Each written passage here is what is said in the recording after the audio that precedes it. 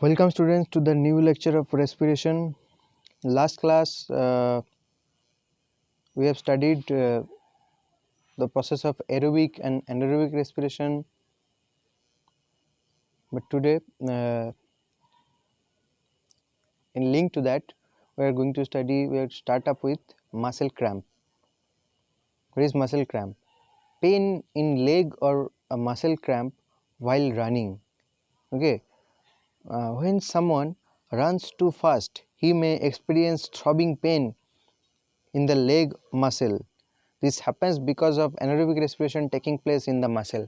जब हम लोग बहुत ज़्यादा काम कर लेते हैं या दौड़ लेते हैं या जिम कर लेते हैं तब क्या होता है, हम लोग का मसल में जो एनर्जी है, ग्लूकोज है, वो एनर्जी बनाना चाहता है. ओके, क्योंकि तब मसल को एनर्जी का जरूरत, जितना ज़्यादा काम करेंगे उतना ज़्यादा एनर्जी का जरूरत होगा टिश्यू को, सेल्स को. तो मसल मूवमेंट के लिए रिस्पॉन्सिबल है, तो मूवमेंट हो रहा है तो उसको ज़्यादा से ज़्यादा एनर्जी चाहिए.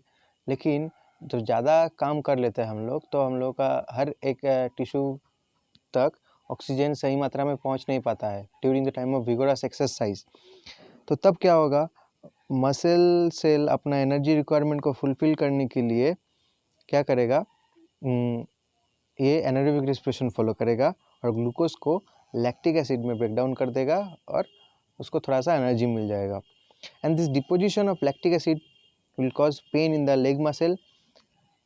अब जब बहुत ज़्यादा काम कर लेते हैं तो उसको कहता है मसल क्रैम्प. जब मसल में दर्द होने लगता है तो उससे राहत कैसे मिल सकता है? आफ्टर टेकिंग रेस्ट, तुम रेस्ट ले लिए या तो हॉट वाटर बाथ ले लिए या स्टीम बाथ ले लिए. जनरली क्या होता है, देखते हैं जो एथलीट लोग, जो स्पोर्ट्समैन लोग खेलने के बाद जब एक्सरसाइज करके आता है वो लोग स्टीम बाथ लेता है, क्योंकि वो जो हॉट वाटर बाथ या स्टीम बाथ जो गर्मी होता है वो लैक्टिक एसिड को फिर से न्यूट्रलाइज कर देता है. You will see strategies of breathing in different organisms. अलग अलग ऑर्गेनिज्म ब्रीथ इन और ब्रीथ आउट, एक्सेल इनहेल करने के लिए क्या क्या मैकेनिज्म यूज करते हैं. जैसे कि diffusion is the method which is utilized by unicellular and some simple organism for this purpose like amoeba paramecium. Okay, वो लोग सीधा डिफ्यूजन प्रोसेस से एटमॉस्फेयर से या वाटर से ऑक्सीजन और कार्बन डाइऑक्साइड एक्सचेंज करते हैं. Plants also do respiration, but how? They also follow diffusion process. Diffusion is utilise for exchange of gases by stomata.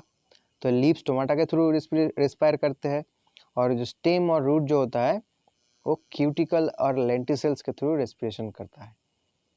Cuticle क्या होता है? Outer covering of the skin of plant, it's called cuticle. और lenticels जब Apple या यानी कि जब सेब या नाशपाती जब खाते हो तो उसका जो स्किन होता है उसमें बहुत ब्लैक कलर का छोटा छोटा डॉट डॉट डॉट डॉट छेदा जैसा दिखने को मिलेगा.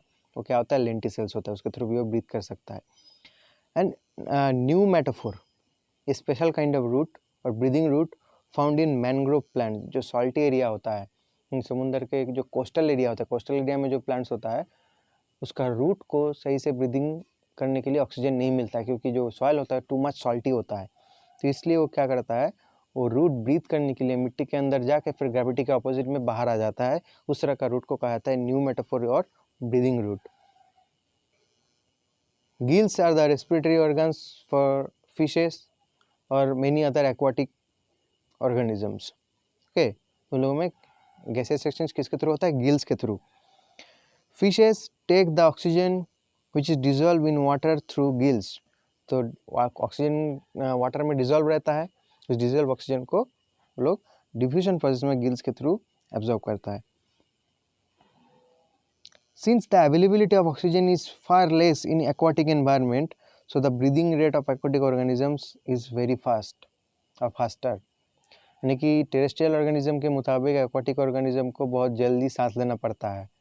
ओके, तुम अगर 1 मिनट में मतलब एक नॉर्मल टेरेस्ट्रियल ऑर्गेनिज्म अगर 1 मिनट में 20 बार सांस ले रहा है, तो एक एक्वाटिक ऑर्गेनिज्म को 1 मिनट में 50 बार सांस लेना पड़ेगा. ओके, क्योंकि हम लोग तो एयर से ऑक्सीजन ले रहे हैं और एयर में ऑक्सीजन का जो कंसंट्रेशन है वो ज़्यादा है 21%, लेकिन वही dissolve oxygen in water is far less than air. Insects have a system of spiracles and trachea which is used for taking in oxygen. तो लोग गैसेस एक्सचेंज करता है स्पाइराकल और ट्रैकिया के through. Terrestrial organism have developed lungs for exchange of gases, mainly the arthropod is not what I am saying. Mainly the amphibians, reptiles, birds and mammals, they have a pair of lung. दो lung होता है जिसके through gases exchange होता है. And few organisms breathe through moist skin like earthworm and frogs. Generally जो annelids होते हैं, earthworm, leech, they have a moist skin. कोई केचुआ देखे हो या जोक देखे हो, लोग का स्किन हमेशा भिगा हुआ रहता है. तो जो भिगा हुआ मॉइस्ट स्किन होता है उसके थ्रू वो लोग गैसेस एक्सचेंज कर सकता है डायरेक्टली एयर से. और कभी कभी कुछ फ्रॉग्स और रेप्टाइल्स और कुछ फिश भी अपना मॉइस्ट स्किन के थ्रू रेस्पायर करता है. कब? During the time of winter sleep या हाइबरनेशन. जब सर्दी होता है, जाड़े का महीना आता है, तो वो लोग क्या करता है, मिट्टी के अंदर कोई गड्ढा बना के उसमें छुप जाता है. उस समय लोग खाना नहीं खाता है और एयर में ब्रीथ नहीं करता है. ठीक है, तो उन लोग का शरीर में एनर्जी फॉर्म कैसे होगा, रेस्पिरेशन तो करना पड़ेगा. तो उस समय रेस्पिरेशन करता है लेकिन स्लो रेट में करता है. और रेस्पिरेशन का रेट को स्लो करने के लिए वो लोग फ्रॉग या फिश, कुछ सब नहीं, लोग क्या करता है अपना मॉइस्ट स्किन के थ्रू ब्रीथ करता है during the time of hibernation. Here we can see how an insect is breathing. These are the spiracles. Abdomen का जो वेंट्रल पोजीशन यानी कि जो लोअर पोजीशन है उसमें बहुत छोटा छोटा छेद होता है, उसको कहा जाता है स्पाइराकल्स. तो स्पाइराकल्स हम लोगों का जैसे नॉस्ट्रिल होता है, नाक होता है, उन लोगों का शरीर में स्पाइराकल्स उसी तरह से काम करता है. और स्पाइराकल से जो पाइप जुड़ा हुआ है इसको कहा जाता है ट्रैकिया. तो स्पाइराकल से ऑक्सीजन लेते हैं और क्या करता है, फिर से स्पाइराकल से वापस कार्बन डाइऑक्साइड छोड़ देते हैं. This is the process of breathing in insects. Now here we can see the structure of human respiratory system. ये स्ट्रक्चर देखना बहुत ही ज़रूरी है, क्योंकि फंक्शन अगर जानना है ह्यूमन रेस्पिरेटरी सिस्टम का तो पहले उसका स्ट्रक्चर, कोई भी जो सिस्टम है उसका फंक्शन अगर जानना है तो स्ट्रक्चर देखना ज़रूरी है. तो here we can see we are intaking air through nostril. नाक का जो छेदा होता है उसको कहा जाता है नोस्ट्रिल. नाक के अंदर जो पार्ट है उसको कहा जाता है नेजल पैसेज. अब नाक अंदर में जाके थ्रोट के आसपास जाके ख़त्म होता है इंटरनल नोस्ट्रिल में. और नाक जहाँ पे ख़त्म हो रहा है यानी कि नोस्ट्रिल जहाँ पे ख़त्म हो रहा है, नेजल पाथ यानी कि नाक के अंदर जो केव होता है, टनल होता है, देखते हैं हम लोग, नेजल पैसेज, ये ख़त्म होता है फेरिंग्स में. Pharynx is a junction of digestive system and respiratory system. इस साइड से निकल गया है डाइजेस्टिव ट्रैक्ट और ये है रेस्पिरेटरी ट्रैक्ट. तो फेरिंग्स एक ऐसा जंक्शन है जो कि डाइजेस्टिव सिस्टम और रेस्पिरेटरी सिस्टम को कनेक्ट करता है. And that is why when we take food और वाटर, हम लोग का माउथ के अंदर एक घंटी जैसा स्ट्रक्चर होता है. ऐसे मुंह खोलोगे तो यहाँ पे मुंह के अंदर एक घंटी जैसा स्ट्रक्चर मिलेगा. जब टॉन्सिल होता है तो ये फूल जाता है, इसको कहते हैं उवुला. तो उवुला क्या करता है, फेरिंग्स को बंद कर देता है जब हम लोग खाना खाते हैं या पानी पीते हैं. फेरिंग्स के बाद रहता है तो एयर नॉस्ट्रिल से एंट्री ले रहा है और फेरिंग्स होकर एंट्री ले रहा है लैरिंग्स में. फेरिंग्स के बाद होता है लैरिंग्स. लैरिंग्स क्या है, लैरिंग्स एक बॉक्स होता है जिसको वॉइस बॉक्स कहा जाता है. यानी कि लैरिंग्स के अंदर से जब एयर पास होता है तो लैरिंग्स बना हुआ होता है कुछ वोकल कॉर्ड से, कुछ स्ट्रिंग लाइक स्ट्रक्चर से, जिसमें वाइब्रेशन होता है फ्रिक्वेंटली और हम लोग आवाज़ निकल पाते हैं. This larynx is known as vocal cord.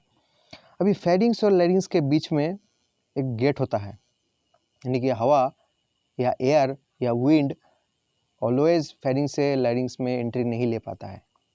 But according to the situation the larynx can regulate the entry of air, entry and exit of air. Okay, how, कैसे? लैरिंग्स का जो दरवाज़ा है उसको कहा जाता है, मतलब उसमें एक छेदा होता है, उसको कहा जाता है ग्लॉटिस. ओके, तो ये ग्लॉटिस के ऊपर एक ढक्कन रहता है जिसका नाम है एपिग्लॉटिस, यानी कि ग्लॉटिस का दरवाज़ा. तो ग्लॉटिस का जो दरवाज़ा है एपिग्लॉटिस वो बंद हो सकता है और खुल सकता है। तो जब हम लोग पानी पीते हैं या खाना खाते हैं तो एपिग्लॉटिस क्या करता है, ग्लॉटिस को बंद कर देता है, यानी कि लैरिंक्स का रास्ता बंद हो जाता है।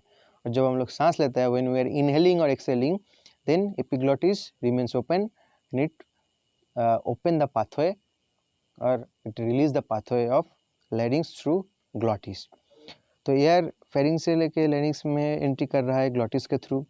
उसके बाद एंट्री कर रहा है एक लंबा पाइप में जिसका नाम है ट्रैकिया और wind pipe. Okay, now you can see the structure of trachea. Trachea is made up of few cartilages. Okay, बहुत सारे सी शेप्ड कार्टिलेज को इकट्ठा जोड़ के बनाया जाता है trachea.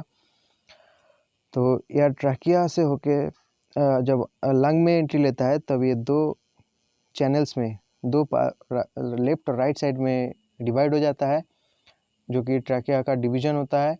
The division of trachea is known as bronchi. Okay, तो ट्रैकिया जो दो रूट में डिवाइड हो गया है उसको कहा जाता है सिंगुलर में ब्रोंकस और प्लूरल में ब्रोंकाई। ओके, अब जैसे ही ये ब्रोंकाई, एक एक ब्रोंकस, लेफ्ट ब्रोंकस और राइट ब्रोंकस लंग में एंट्री लेता है और बहुत सारे ब्रांचेस में डिवाइड हो जाता है जिसको कहा जाता है ब्रोंकियोल्स। तो दिस ब्रांचेस ऑफ ब्रोंकाई और bronchus are known as bronchioles.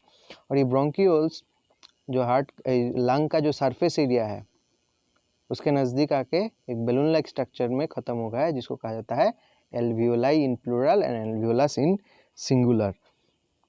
Okay, तो इस तरह से मिलियंस ऑफ एल्वियोलाई से हम लोगों का दो लंग बना हुआ होता है, लेफ्ट और राइट लंग।